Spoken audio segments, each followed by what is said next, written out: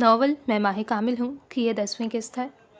ماہی، اسے سیڑھیوں سے اس کی آواز آئی۔ سوچوں میں گھری ماہی کامل یکدم ہی چونکی، تیزی سے صوفے سے اٹھتے ہوئے وہ کمرے کے دروازے پر جانے لگی۔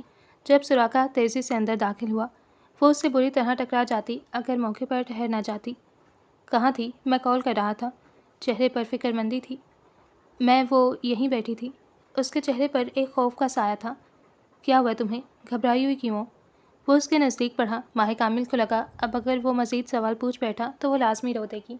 آدھا دن صرف سراقہ کو سوچنے میں گزر گیا۔ تمہیں ڈر لگ رہا ہے؟ اب نہیں لگ رہا۔ اس کے بے چین خوفزدہ دل کو اطمینان ملنے لگا۔ یکدم ہی گھر کی لائٹ چلی گئی۔ وہ دونوں ہی چونک اٹھے۔ لائٹ کیوں چلی گئی؟ اس نے حیرانی سے پوچھا۔ پتہ نہیں، جاتی تو نہیں ہے، بہرحال کچھ دیر انتظار کر لیتے ہیں۔ اس نے موبائل کی ٹارچ کھول کر سنگھار میز پر موبائل الٹا کر کے رکھ دیا۔ کمرے کی کھلی کھڑکی سے اندر آتی سخت سرد ہوا ہڈیوں میں سنسناہٹ پیدا کر رہی تھی۔ اس بار برسات کا موسم گویا سردیاں لے آیا تھا۔ وہ دوبارہ صوفے پر جا بیٹھی تو سراقہ دور وہیں رکھے اسٹول پر بیٹھ گیا۔ کیا سوچ رہی ہو؟ کچھ نہیں۔ وہ اس کا چہرہ تکنے لگا۔ ہلکی ہلکی شیف جو چہرے پر بھلی لگتی تھی، بھوری آنکھیں اور وہ مبہم سی مسکراہٹ۔ یہ شخص اس کو اپنے دل کے سب سے نزدیک محسوس ہوا۔ ڈر کیوں رہی ہو؟ آپ نہیں تھے؟ وہ جھجکتے ہوئے بولی۔ میں نہیں تھا؟ اس کی بات پر وہ حیران ہوتا ہوا خوشگوار لہجے میں بولا۔ وہ نگاہیں پھیر گئی۔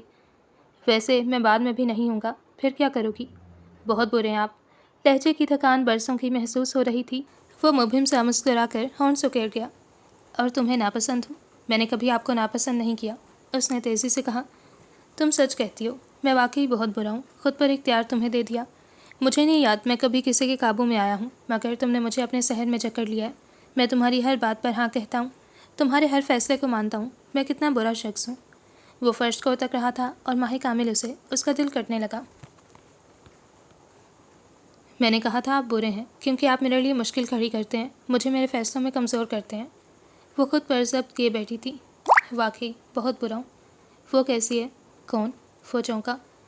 وہ کولیگ جسے آپ پسند کرتے ہیں؟ اس کی بات سن کر ہی وہ زور سے ہنس دیا۔ تم واقعی میری بات پر یقین کر گئی تھی۔ میں مذاق کر رہا تھا، تمہیں چھیڑ رہا تھا۔ تم جانتی ہو مجھے تمہیں چھیڑنا پسند ہے۔ ماہی کامل کو دلی سکون حاصل ہوا، گویا بوجھ کا ایک حصہ اتر گیا ہو۔ میں اتوار کو گھر جاؤں گی، نازلی سے گھر کی صفائی بھی کروانی ہے۔ اس نے کہا وہ خود آ جائے گی اور تب تک میں اماں کا کمرہ اچھی طرح دیکھ لوں گی۔ جو سامان رکھنا ہوگا انہیں رہنے دوں، باقی سب کو پھینک دوں گی۔ سراقہ نے اس بات میں سر ہلایا۔ جو تم چاہو، جیسا تم چاہو۔ وہ لمحے بھر کو خاموش ہوا۔ اگلے ہفتے تک تم سب کو اپنے ارادوں سے آگاہ کر سکتی ہو ماہی۔ خود پر نام نہ آنے دینا، کہہ دینا کہ سراقہ طلاق دے رہا ہے، میں بھی کچھ بہانہ کر دوں گا۔ وہ اسے ساکت کر گیا۔ کیا وہ اب بھی اس کی ہی فکر کر رہا تھا؟ کیوں؟ میں نہیں چاہتا کہ کوئی تم سے ٹھہرنے کو کہے، تم پر زبردستی کرے، تمہیں غلط سمجھے۔ میں بس چاہتا ہوں کہ تم ان سب باتوں سے دور رہو۔ سب معاملہ مجھ پر چھوڑ دینا۔ تمہارے جانے کے بعد میں سب کچھ سنبھال لوں گا۔ ویسے بھی مجھ پر پھر کوئی ذمہ داری نہیں ہوگی۔ سب کچھ پہلے جیسا ہو جائے گا، وہی روٹین، وہی باتیں اور وہی شامیں، بے رنگ زندگی۔ وہ دل میں کہتا رہ گیا۔ تم بھی بہت بری ہو، مجھے ایسی جگہ لا کھڑا کیا جہاں سے اپنا میں پیچھے جا سکتا ہوں اور نہ آگے بڑھ پا رہا ہوں۔ آگے تنہائی ہے اور پیچھے کھائی، مگر فکر نہ کرو، نہیں ہے مجھے تم سے محبت۔ وہ آخر میں ہنس دیا، یا تو اسے بتا رہا تھا یا خود کو باور کروا رہا تھا۔ ماہی کامل نے بامشکل سانس اندر لی۔ سفید رنگ کی فراک جو فرش کو لگتی تھی، اس پر خوبصورت نگوں کا کام تھا۔ وہ خود کو پرفیکٹ محسوس کر رہی تھی۔ جہاندار کا بازو پکڑے وہ دونوں کو وال میرر میں دیکھنے لگی۔ یکدم ہی زندگی خوبصورت سی لگنے لگی۔ ایک بے حد محبت کرنے والا ساتھی اس کے ساتھ تھا۔ وہ جان پہچان کے لوگوں سے ملتے ہوئے ایک میز کے ساتھ آ کھڑے ہوئے۔ سجاوٹ بے پناہ خوبصورت ہے، میری بیوی سے کم۔ جہاندار محبت سے مسکرایا۔ یہ کاجل تمہاری آنکھوں کی خوبصورتی کو بڑھاوا دیتا ہے۔ اس کے گچوں کو چھوتا ہوا وہ سرگوشی کر گیا۔ میں نے ہمیشہ ایک ایسی زندگی کی خواہش کی تھی، وہ جتنی خوش ہوتی کم تھا، اور میں نے تمہارے ساتھ کی۔ تم مجھ سے چاہے جتنی بھی محبت کر لو جانان، پھر بھی اس محبت کے برابر نہیں آ سکتی جو میں تم سے کرتا ہوں۔ اس کے انداز میں فخر تھا۔ میں جانتی ہوں میرے آدھے کلینومینیک ہسبینڈ۔ وہ شرارت سے ہنس دی۔ لڑکا کتنا اچھا لگ رہا ہے، مگر میں زیادہ اچھا لگ رہا ہوں، وہ تیزی سے بولا۔ ہاں، مگر وہ لڑکا کتنا ڈیسنٹ لگ رہا ہے، وائٹ کوٹ اس پر سوٹ کر رہا ہے، دونوں کا کپل خوبصورت ہے، لڑکا بھی ہینڈسم ہے۔ جانان دلہے کو بڑے اطمینان سے دیکھ رہی تھی۔ مگر مجھ سے کم میں زیادہ ہوں۔ وہ خود کو بار بار درمیان میں گھسیٹ رہا تھا۔ اوہو، خود کا کیوں اس سے مقابلہ کر رہے ہو؟ میں بس لڑکی کی قسمت پر رشک کر رہی ہوں، وہ بھی کوئی کم پیاری نہیں۔ اسے دونوں ہی بہت خوبصورت لگے۔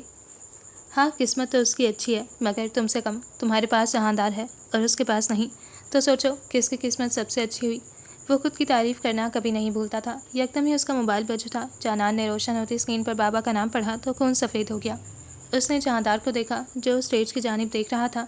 कॉल तेज़ी से साइलेंट करती वो हॉल की दूसरी जानिब बढ़ गई। आदत ख़त्म हो जाएगी, उसने हिम्मत करके पूछा। काश वो कहे कि नहीं, काश वो उसे ठहरने का इशारा दे। कोशिश करेंगे, तुमने ही तो कहा था कि ज़रा सी आदत छूट जाएगी। तुम्हारी बात पर अमल करने की कोशिश करूँगा। माही कामिल के दिल पर बोझ बढ़ने लगा। एकदम ही कमरा रोशन हो गया। बिजली आ गई थी। सुराखा स्टूल से उठ खड़ा हुआ। मैं तुम्हारे लिए फ़ास्ट फूड लेकर आया हूँ, ओवन में रख दिया था। वो उसे इतला दे रहा था। क्यों लेकर आए थे? क्योंकि मैं तुम्हारी रग रग से वाकिफ़ हूँ। पूरी दोपहर चाय पर गुजारा किया होगा। तुम्हें तो मुझ पर रहम भी नहीं आता। खुदा का वास्ता है कुछ खा लिया करो, यूँ सेहत ख़राब नहीं करते। वार्डरोब से टी शर्ट और जीन्स निकाल कर उसने बिस्तर पर रखी। वो लब भींच गई। आबरू चची कैसी हैं सुराखा? मुझसे खफा है। मैंने तुम्हारा साथ दिया था और उन्हें ये अच्छा नहीं लगा। अगली बार जब हवेली जाऊँगा तो तुम साथ नहीं होगी। वो बोलकर खुद को ही तकलीफ़ में डाल गया। उनसे वादा करूँगा कि आइंदा उनके खिलाफ़ नहीं जाऊँगा। उनका अमल उनके साथ, मगर मेरी माँ तो है वो। उन्हें मनाए बिना मेरा गुजारा नहीं होने वाला। वो ज़बरदस्ती मुस्कुराता हुआ वॉशरूम में घुस गया तो माही कामिल सिंघार में उसके आगे आ खड़ी हुई। ये क्या था भला? मंजिल के करीब पहुंचकर दिमाग बदल रहा था। फैसले बगावत कर रहे थे। अब तो वो सब हासिल हो रहा था जिसके लिए वो इतने साल अकबर हवेली में रही। एक अलग ज़िंदगी जो हवेली वालों से दूर गुजारना चाहती थी। बदर आलम को साथ रखना चाहती थी। अपने फ़ैसलों को अहमियत देना चाहती थी। मगर क्यों आज ये शख्स बिना इजाज़त उसके फ़ैसलों में दरार पैदा कर गया? वो उसे क्यों कमज़ोर कर गया था? माही कामिल को वो अपने दिल में महसूस हुआ। अब जुदाई के लम्हात उसके लिए मुश्किल बन रहे थे।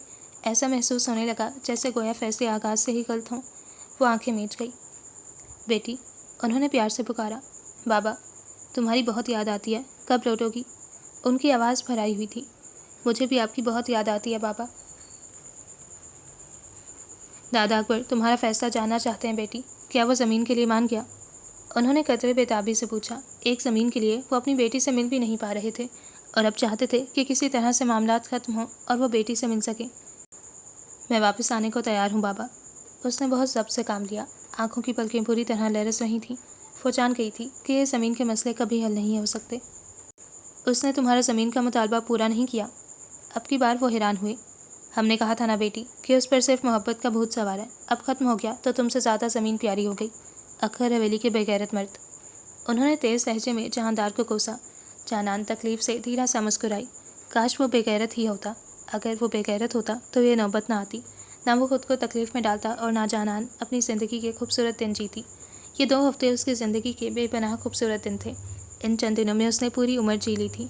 उसने वापस लौटने का तभी फैसला कर लिया था जब दादा अकबर से उसकी आखिरी बात हुई थी। वो क्यों जहांदार से ज़मीन का मुतालबा करती? अगर आज ज़मीन है तो कल को यकीनन कुछ और होगा।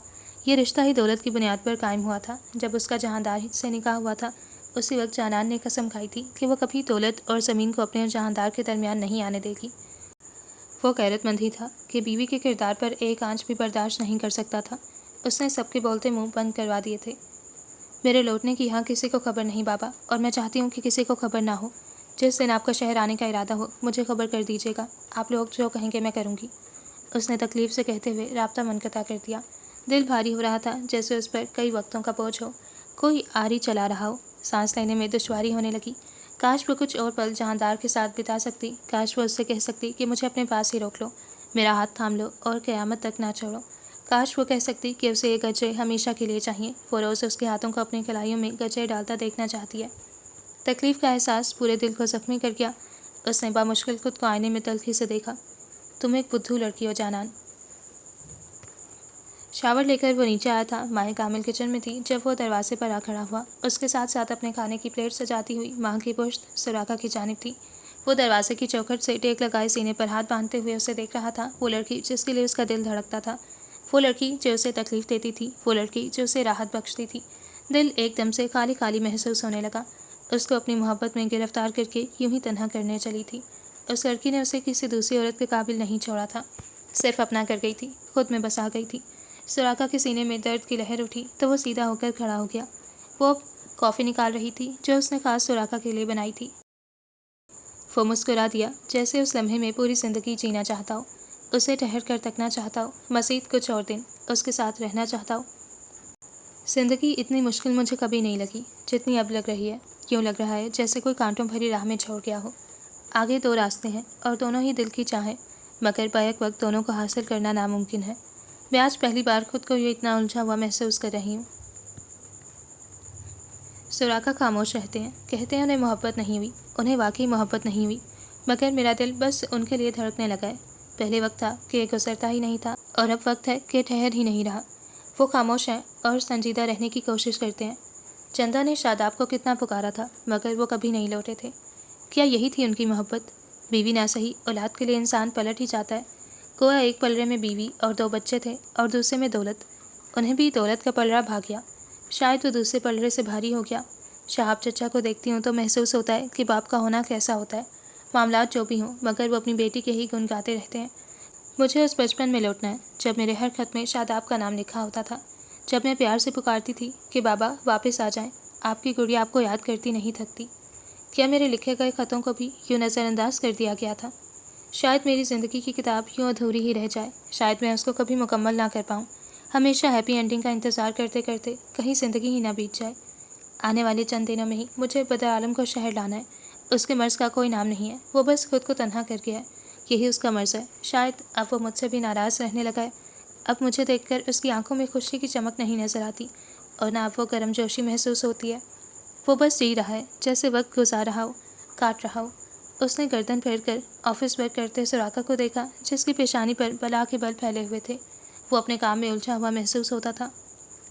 کاش میں اس شخص کو ساری زندگی اپنے ساتھ رکھ سکوں۔ یہ آخری الفاظ تھے جو اس نے لکھے تھے، پھر کتاب بند کر دی۔ وہ اب فرصت سے اسے دیکھنے لگی جو اپنی فائلز میں جھکا ہوا تھا۔ پرانی یادوں سے دبیز پردے ہٹنے لگے، اور وہ پھر سے اس ماضی میں کھو گئی جہاں سے وہ نکلنے کی خواہش مند تھی۔ چائے پیو گی؟ جانے کتنی دیر بعد وہ اس کی آواز پر چونکی تھی۔ نہیں، اس نے جلدی سے جواب دیا۔ کیوں؟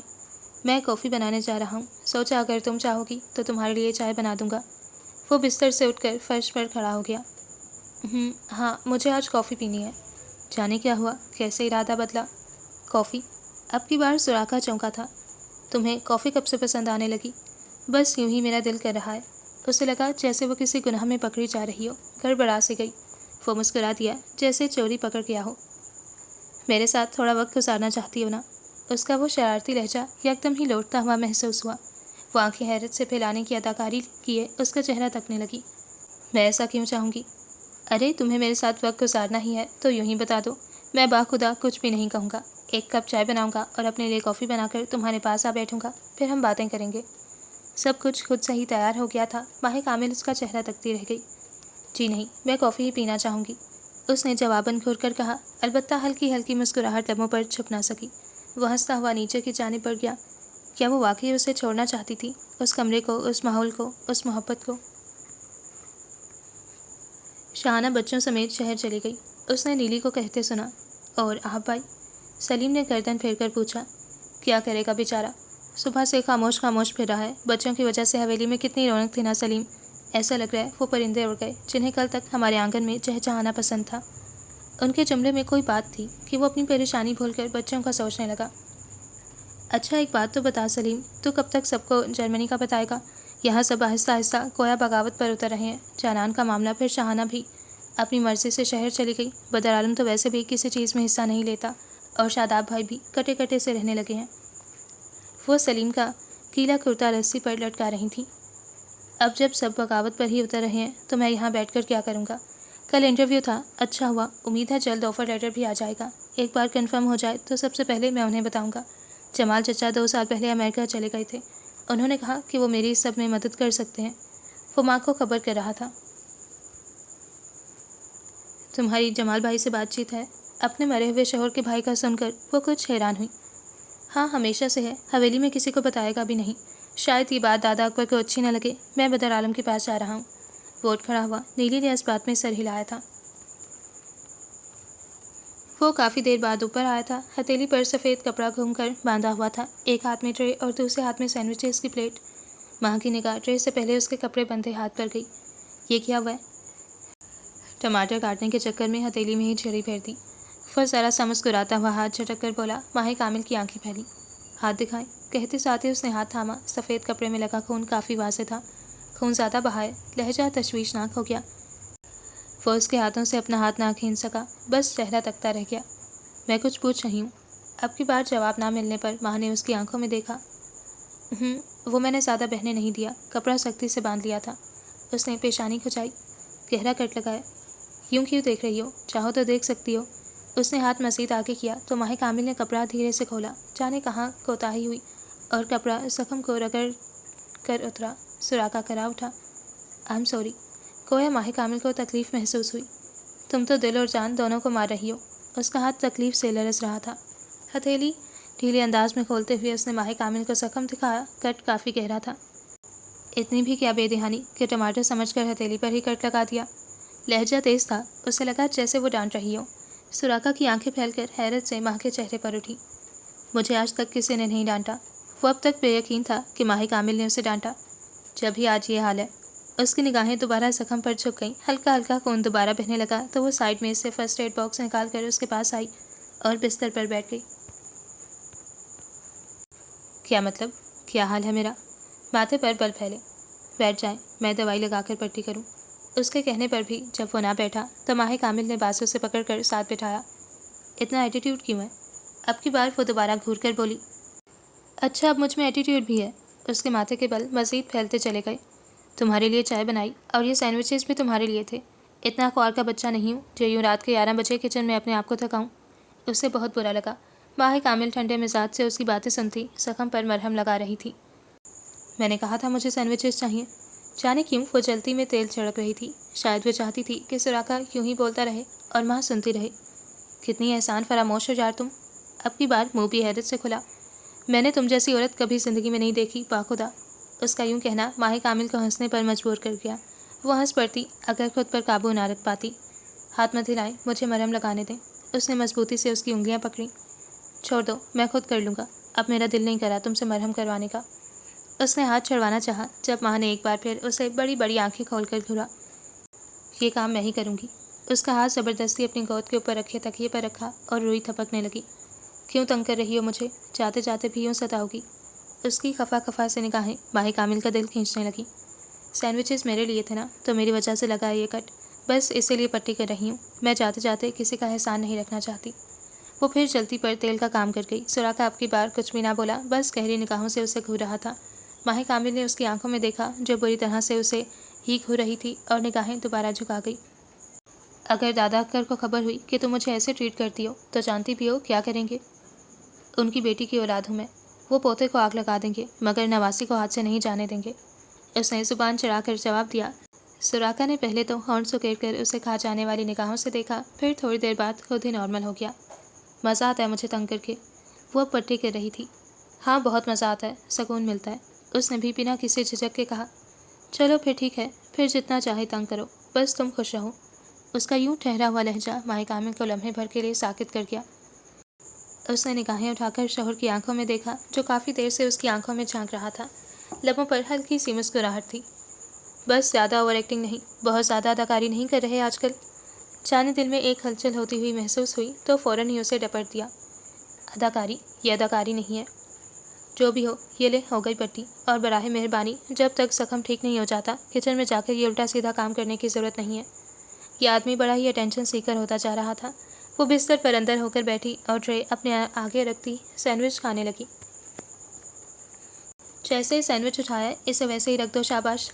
اس کو اٹھاتا دیکھ کر ہی وہ تیزی سے بولا۔ چہرہ سنجیدہ معلوم ہوتا تھا۔ کیوں؟ اسے برا لگنے لگا۔ اس کے پیچھے تم نے مجھے 10 باتیں سنائی ہیں اور اسے ہی کھا رہی ہو، لاؤ دو۔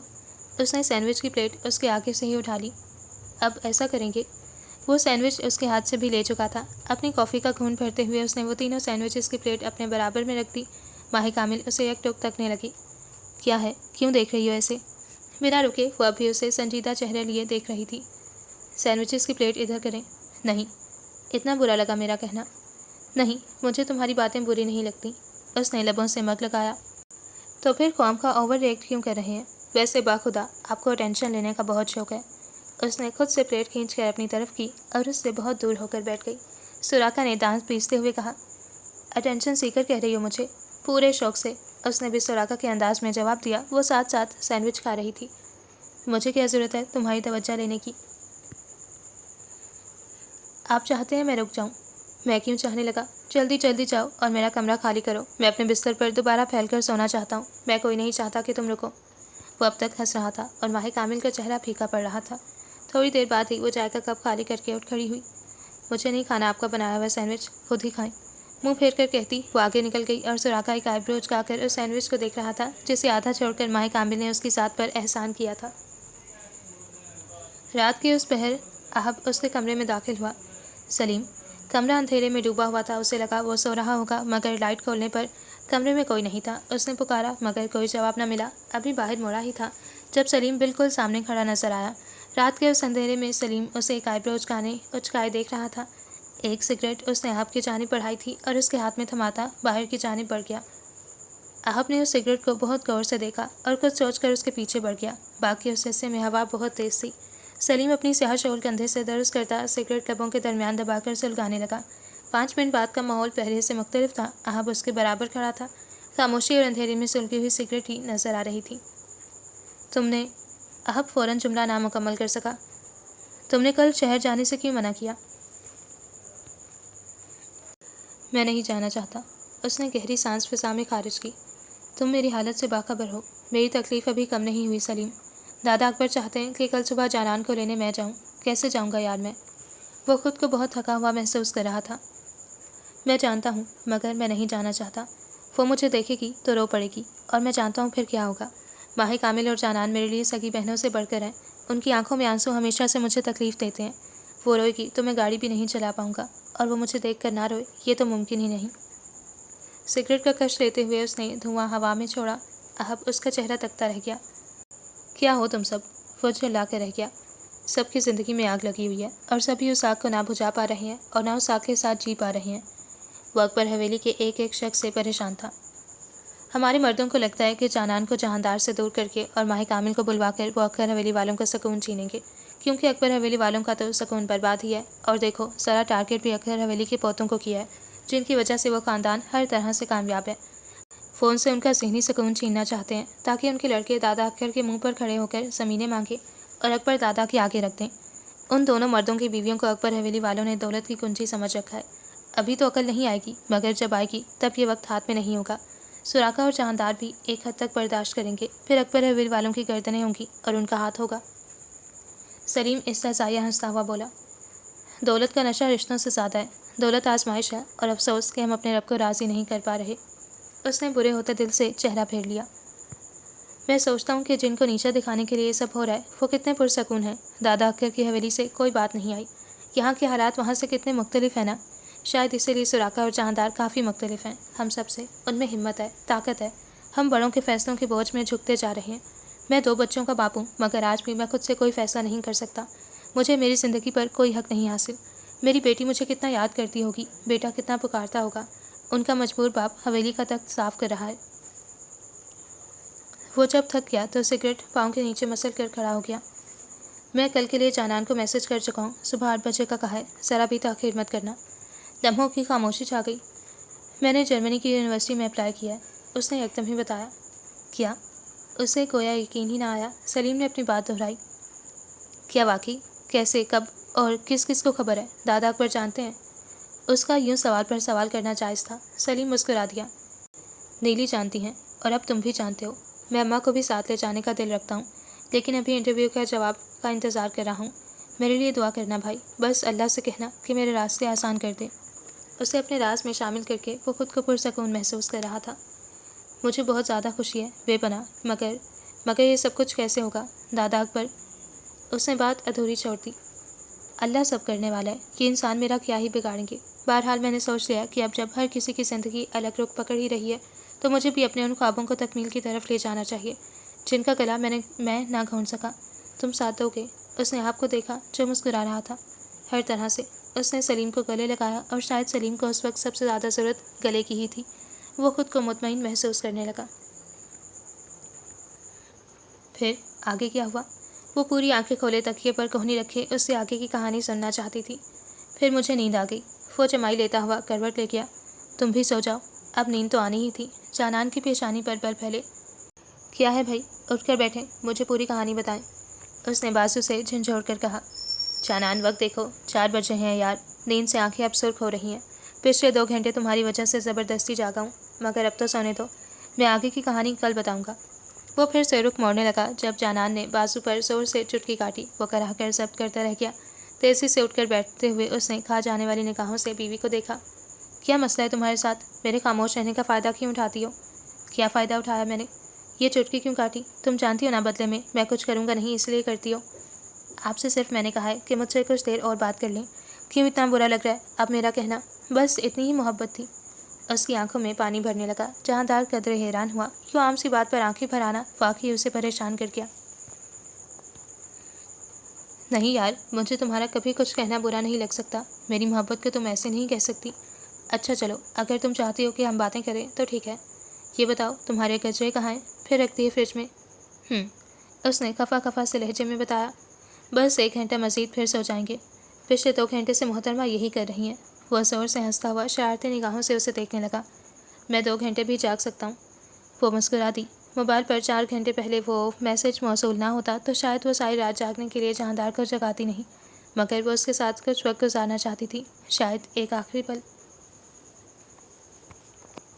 رات کے آخری پہر اس کی آنکھ کھلی۔ جانے کیا ہوا کہ اس کے بعد وہ سو نہ سکی۔ اس کے برابر گہری نیند میں سوتے سراقہ کو دیکھا، جس نے اپنا مرہم پٹی والا ہاتھ اپنی پیشانی پر رکھا ہوا تھا۔ کھڑکی سے اندر آتی باہر کی ہلکی سی روشنی کا کمرے کے اندھیرے میں دخل تھا۔ وہ اس کا زخمی ہاتھ دیکھتے ہوئے لیٹ گئی۔ آنکھیں اس کی پٹی پر ہی ٹھہری ہوئی تھیں۔ نہ جانے دماغ کیا سوچ رہا تھا۔ اس نے آنکھیں بند کر کے سونا چاہا، مگر شاید اب اسے نیند نہیں آنے والی تھی۔ وہ پھر سے آنکھیں کھول کر اس کی پٹی والا ہاتھ دیکھنے لگی۔ مزید کچھ دیر ٹھہر کر وہ اٹھ کر بیٹھ گئی۔ تھوڑا نزدیک ہوتے ہوئے اس نے دھیرے سے سراقہ کا ہاتھ تھام کر یہ دیکھنے کے لیے کہ پٹی بلیڈنگ سے خراب تو نہیں ہو گئی، اس نے اپنے آگے کیا۔ وہ شاید گہری نیند میں تھا۔ ماہ کامل اس کا ہاتھ دیکھ کر مطمئن ہوتی بستر سے اترنے پڑی۔ جب اس نے سراقہ کی گہری ہوتی سانسوں کو محسوس کیا، آنکھیں بند تھیں اور وہ تیز گہری سانسیں بھر رہا تھا۔ ماہ کامل کی پیشانی پر پریشانی کے گہرے بل پھیلے۔ وہ بھی اس کا ہاتھ ہی تھامتی جب سراقہ نے سختی سے اس کا ہاتھ تھام کر گہری ہوتی سانسوں کے درمیان آنکھیں کھولی۔ اس ٹھنڈے موسم میں بھی اس کی پیشانی پر پسینے کے قطرے تھے۔ وہ پھٹی آنکھوں سے چھت کو تک رہا تھا۔ سراقہ؟ ماہ گھبرا گئی۔ اس کا کہنا ہی تھا کہ سراقہ نے گردن پھیر کر جھٹ اسے دیکھا۔ وہ خاموش رہا، بس اس کا چہرہ تکتا رہا۔ طبیعت ٹھیک ہے؟ پانی دوں؟ اس کی کلائی سراقہ کے ہاتھ میں تھی۔ وہ ابھی بغیر کچھ کہے اسے دیکھ رہا تھا۔ سانسیں بحال ہونے لگی۔ وہ اسے بغیر پلکیں جھپکائے ایسے دیکھ رہا تھا جیسے آخری بار دیکھ رہا ہو۔ اس کے چہرے کے کچھ عجیب تاثرات تھے۔ جانے کیا تھا؟ خوف، گھبراہٹ؟ ماہ کامل نے اسے بہت غور سے دیکھا۔ وہ اسے بہت گھبرایا ہوا معلوم ہوا۔ سراقہ؟ سن رہا ہوں۔ ماہ کامل نے اس کا پٹی بندھا ہاتھ اپنے ہاتھ سے دور کرتے ہوئے دیکھا۔ زخم خراب ہو جائے گا اور تکلیف بھی ہوگی۔ ہاں، یہ وہی ہاتھ تھا جس سے اس نے ماہ کا ہاتھ پکڑا تھا۔ آپ ٹھیک ہیں؟ میں نیچے سے پانی لاتی ہوں۔ نہیں، بس میں ٹھیک ہوں، تم نیچے مت جاؤ، بس میری آنکھوں کے سامنے رہو۔ وہ تھوڑا اٹھ کر میں سحری سے ٹیک لگا کر لیٹ گیا۔ ماہ کامل نے اسے حیران نگاہوں سے دیکھا۔ ابھی صرف 5 بجے ہیں، آپ سو جائیں۔ اس نے آج سے قبل کبھی سراقہ کو اتنی جلدی اٹھتے نہیں دیکھا۔ میں سونا چاہتا ہوں مگر اب نیند نہیں آئے گی۔ تم میرے لیے پریشان مت ہو، سو جاؤ۔ نیند کی وجہ سے آواز مزید بھاری ہو گئی تھی۔ اب میں بھی بس اٹھ ہی گئی ہوں، نماز پڑھوں گی اور کچھ دیر قرآن کی تلاوت کروں گی۔ وہ اپنے بالوں کو شانوں پر پھیلاتی سنگھار میز کی جانب آئی۔ دھیرے دھیرے بالوں پر برش پھیرتے ہوئے اس نے ڈھیلی پونی بنا لی۔ آپ کیا کریں گے؟ تمہیں نماز پڑھتے دیکھوں گا۔ آنکھیں پوری کھلی ہوئی تھیں، یوں معلوم ہوتا تھا جیسے نیند پوری کر کے اٹھا ہو۔ وہ دھیرا سا مسکراتی جیسے خوشی سی محسوس ہوئی ہو۔ کافی پئیں گے؟ اس نے آفر پیش کی۔ اپنی نماز مت خراب کرو، میں تھوڑی دیر میں سو جاؤں گا، جب تک جاگا ہوا ہوں تمہاری حرکات نوٹ کرتا رہوں گا۔ نیند کیوں نہیں آ رہی؟ پتہ نہیں، بے چینی سے محسوس ہو رہی ہے، سینے پر بوجھ لگ رہا ہے۔ اس نے گہری سانس خارج کی۔ وہ یک ٹک اسے تکتی رہی، پھر یکدم ہی اس نے کمرے کی خاموشی توڑی۔ وضو کر لیں، 7 نماز ادا کرتے ہیں۔ 7 نماز پڑھنے کا یہ اتفاق پہلی بار ہونے والا تھا۔ وہ کبھی ظہر پڑھ لیتا تو کبھی عشاء، کبھی موقع ملتا تو عصر پڑھ لیتا، نماز کی پابندی نہیں تھی۔ وہ اس بات میں سر ہلاتا ہوا اٹھ کھڑا ہوا۔ پہلے ماہ کامل وضو کر کے آئی تھی اور پھر اس کے بعد سراقہ واش روم بڑھا تھا۔ خدا کے حضور سجدہ کرتے ہوئے سراقہ نے خود کو بہت بہتر محسوس کیا۔ اسے لگا جیسے وہ بالآخر صحیح جگہ آ گیا ہو، اپنے اللہ کو پکارنے، اس سے مانگنے۔ سلام پھیرنے کے بعد اس نے ذرا سی گردن پھیر کر ماہ کامل کو دیکھا جو سکون سے بیٹھی دعائیں مانگ رہی تھی۔ اس نے آنکھیں بند کی، شاید یہ فوکس کرنے کا ایک طریقہ تھا۔ سراقہ سامنے دیوار کو تکنے لگا۔ دماغ میں بہت کچھ تھا مگر لبوں پر تالے لگے ہوئے تھے۔ اسے لگا وہ دل کی بھڑاس نکال نہیں سکے گا۔ جانے کیا تھا، وہ ایک خواب، وہ ایک خیال جسے وہ بار بار چھٹک رہا تھا، وہ ایک تڑپ۔ آنکھیں بے بسی سے آج کھلی تھیں۔ وہ سوچنے لگا کہ دعا کیا مانگنی چاہیے، کیسے آغاز کرنا چاہیے۔ تو 70,000 ماؤں سے زیادہ محبت کرنے والا ہے میرے مالک، میری تکلیف دور کر دے، جو میرے دل کی چاہت ہے اسے میرے نزدیک کر دے۔ میں مزید ان غموں کا بوجھ نہیں اٹھا سکتا، میرے ان سب خوابوں خیال کو ختم کر دے جو مجھے اذیت میں ڈالتے ہیں۔ کیا مانگ رہے ہیں؟ اس نے ماہی کو کہتے سنا۔ تمہیں بتاؤں گا تو ہنس دو گی۔ میں بھلا کیوں ہنسنے لگی؟ ہم اپنے رب سے ہر طرح کی باتیں کر لیتے ہیں کیونکہ ایک وہی ہے جو ہمیں سنتا ہے، وہ مسکرا کر کہہ رہی تھی۔ میں اپنی دعائیں کسی کو نہیں بتاتا، یہ ایک واحد ایسی چیز ہے جو صرف مجھ تک رہتی ہے، اس کے علاوہ سب تو تمہیں معلوم ہی ہے۔ وہ آنکھیں موند گیا۔ خاموشی کا وقفہ طویل رہا۔ سراقہ نے ذرا سی گردن پھیر کر دوبارہ اسے دیکھا جو دعاؤں کی ایک چھوٹی سی کتاب پکڑے بیٹھی تھی۔ میں چاہتا ہوں یہ ہمیشہ یوں ہی مجھے تنگ کرتی رہے، میں اسے ہمیشہ کے لیے چاہتا ہوں، میں اسے اپنے ساتھ چاہتا ہوں۔ اللہ، مجھے یہ عورت اپنے پاس چاہیے۔ ایک حسرت تھی۔ اس کی نگاہ اٹھانے سے پہلے ہی وہ گردن موڑ گیا۔ جانے خدا کو اس نے کیا کچھ دل کا حال سنایا تھا اور کتنی بار اس عورت کی خواہش کی تھی۔ وہ اب خود کو ہلکا محسوس کر رہا تھا، بہت بہتر محسوس کر رہا تھا، اپنی آنکھوں پر پہرا دینے لگی تھی۔ اسے ایسے لگا جیسے بوجھ اتر گیا ہو۔ اب ٹھیک ہے؟ اب ٹھیک ہوں، بھاری گمبھیر آواز ابھری۔ ماہی کامل نے اس کے ہاتھ میں اپنا ہاتھ چھڑوایا نہیں تھا اور نہ اس سے دور ہٹی تھی۔ اسے اس کا یوں لیٹ جانا اچھا لگا تھا۔ وہ خاموشی سے اطمینان بھری نگاہوں سے پرسکون ہوتا دیکھ رہی تھی۔ مزید کچھ دیر تکنے کے بعد وہ پھر سے دعاؤں میں مصروف ہو گئی۔ وہ سو گیا۔ ماہی کامل کو اس کے سونے کا تب علم ہوا جب اس کی آنکھوں پر رکھے ماہی کامل کے ہاتھ کے اوپر سے سراقہ کا ہاتھ ڈھیلا ہوتا بازو میں گر سا گیا۔ اسے یقین ہو گیا کہ وہ سو گیا ہے۔ کھڑکی پر نگاہیں ٹھہری ہوئی تھیں۔ وہ باہر روشن ہوتے آسمان کو تک رہی تھی۔ ایک جانب سے دوپٹہ فرش کو چھو رہا تھا۔ اس نے چہرہ موڑ کر جہاندار کو دیکھا جو کروٹ لیے لیٹا تھا۔ اس کی شیف ہلکی ہلکی بڑی ہوئی تھی۔ اس پر یہ بڑھتی شیف اچھی لگنے لگی تھی۔ سر کے بال آنکھوں کو چھپا رہے تھے۔ وہ پچھلے دن کا تھکا ہوا پرسکون نیند سو رہا تھا، ہر فکر سے آزاد مطمئن تھا۔ ہاں، وہ آنے والے وقت سے بے خبر تھا۔ جانان نے کچھ اور پیچھے سنگھار میز پر رکھا اپنا بیگ دیکھا جو سائز میں نہ بڑا تھا اور نہ بہت چھوٹا۔ کل رات ہی آپ کا میسج اسے موصول ہوا تھا۔ اس نے 6 بجے کے بعد کبھی بھی پہنچنے کی خبر دے دی تھی۔ جانان نے وقت دیکھا، 6 سے اوپر ہو رہے تھے۔ اسے یقین تھا کہ گھر میں سب سو رہے ہیں۔ وہ پلٹ کر جہاندار کو نزدیک سے دیکھنے لگی۔ ان چند دنوں میں وہ اپنی زندگی کے بہترین دن گزار گئی تھی۔ اسے رنج تھا کہ یہ دن اتنے مختصر کیوں رہے۔ سنہرے دن ہمیشہ مختصر ہی کیوں ہوتے ہیں؟ اس نے ہار مان لی۔ وہ جا رہی تھی۔ آپ کے میسج سے موبائل پر بیپ ہوئی۔ وہ نیچے کھڑا تھا۔ جانان نے اسے کھڑکی سے دیکھا۔ وہ گاڑی کے شیشے اتار رہا تھا۔ دل کسی نے بے دردی سے مٹھی میں بھینچ لیا۔ آنکھیں بہت تیزی سے نم ہوئیں۔ اس کا دل ریزہ ریزہ ہو رہا تھا۔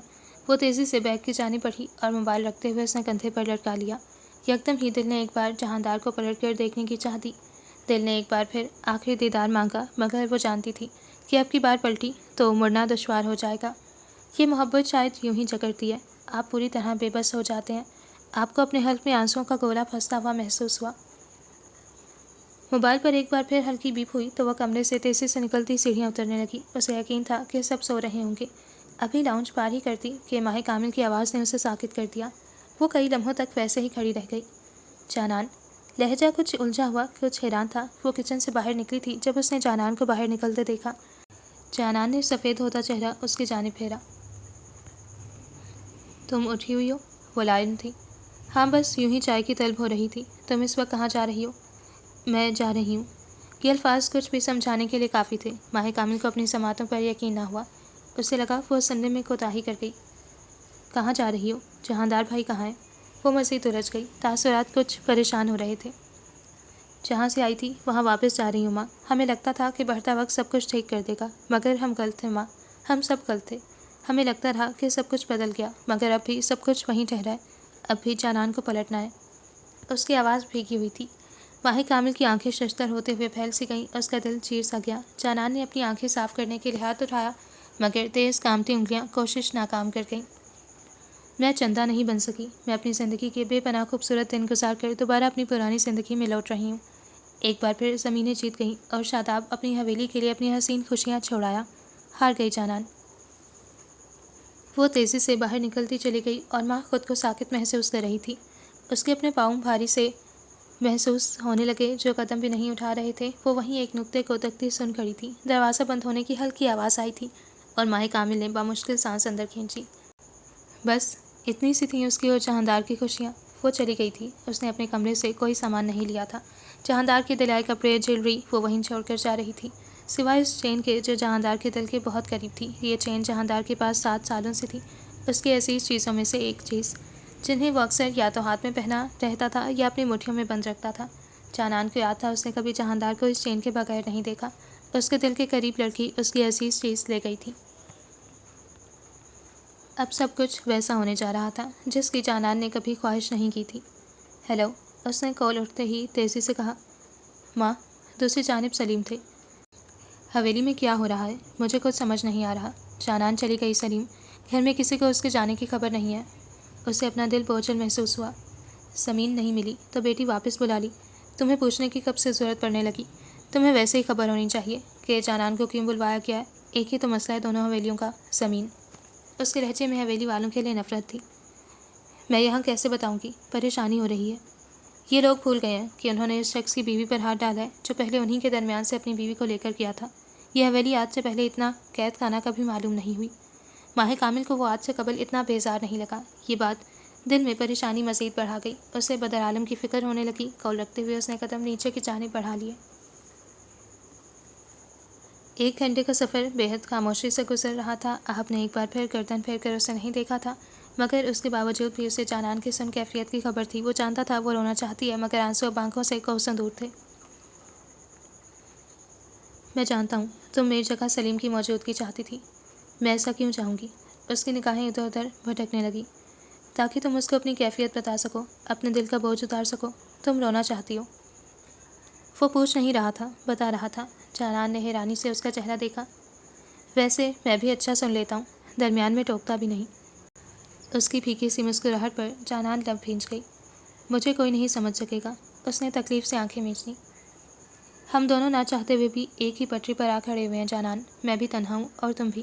میں تمہیں پہلے نہیں سمجھ سکتا تھا، مگر اب بات بات حروف حروف سمجھ سکتا ہوں۔ کیا ہوا ہے؟ اس کی باتوں نے جانان کو الجھا دیا۔ تمہاری بھابھی میرے ساتھ نہیں رہتی، وہ چلی گئی ہیں۔ کیوں؟ اور بچے؟ آنکھیں بڑی ہو گئیں۔ بچے میرے پاس نہیں ہیں جانان۔ چلو اسے چھوڑو، تم مجھے بتاؤ۔ اب تو میں تمہاری تکلیف میں برابر ہوا نا، اب تو تم مجھ سے اپنا غم نہیں چھپاؤ گی۔ کاش سلیم ہوتا، اس کی آواز بھیگنے لگی۔ مگر آج احب ہے، تمہارا سب سے بڑا بھائی، جو اپنی بہن کی تکلیف پوچھنا چاہتا ہے۔ یہ سفر ایسے نہیں کر سکے گا جانان، راستہ لمبا ہے۔ میں اپنا سب کچھ چھوڑائی احب بھائی، میں جہاندار کو چھوڑائی، ان سے کیا وعدہ بھی توڑائی۔ ہم نے ایک دوسرے کا ساتھ دینے کا وعدہ کیا تھا، میں سب کچھ چھوڑائی۔ اس کی سسکیاں ابھرنے لگیں۔ احب نے دھوپ نکلتے ہوئے مضبوطی سے آگے دیکھا۔ تم بہادر ہو۔ میں بدھو ہوں، میں پاگل ہوں، اور میں دھوکے باز ہوں۔ اس شخص کے ساتھ دھوکہ کیا جس نے مجھے ان مشکل حالات سے نکال کر دنیا کا اچھا رخ دکھایا۔ میں جہاندار کا دل دکھائی، انہیں میرے ارادوں کی خبر نہیں۔ اس نے دونوں ہاتھوں سے چہرہ چھپا کر خود کو سسکنے کا موقع دیا۔ تم نے یہ قدم کیوں اٹھایا؟ کیوں نہ ڈٹ گئی؟ میں کیوں جہاندار کے لیے زندگی مشکل بناؤں؟ میں نہیں چاہتی کہ میرے لوگ انہیں تکلیف پہنچائے۔ ان سے کوئی بعید نہیں کہ وہ لوگ میرے لیے جہاندار کو ہی نہ مار دیں۔ میں بدھو ہوں، بے حس نہیں جو انہیں اپنے شوہر کی جان لینے دوں۔ آنکھیں سرخ ہو رہی تھیں۔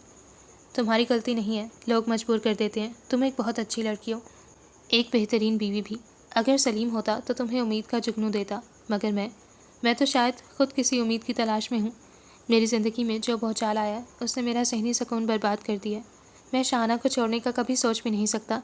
اور وہ بچے جو میرا خون ہے، جن کی ہنسی اور کہے میں اپنے گھر میں سننا چاہتا ہوں، آج کمرہ نہ جانے کیوں اتنا خالی خالی لگتا ہے۔ آج اسی شور کا دل دادا ہوں جس پر کل میں بچوں کو روکتا تھا کہ میرے کانوں کو سکون چاہیے۔